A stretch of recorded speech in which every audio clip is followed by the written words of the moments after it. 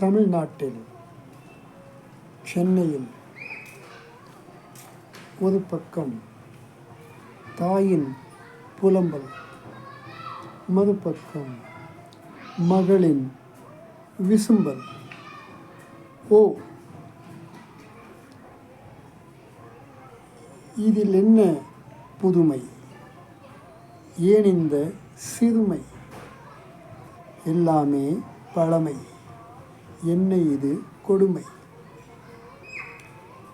இந்த பூமி சுற்றும் வேகம் நாம் அறிவோமா? இந்த உலகம் நேற்று நடந்த விஷயங்களை, சம்பவங்களை மறந்துவிடும். அப்படி இருக்கையில் இன்று நாளைதான் முக்கியம்.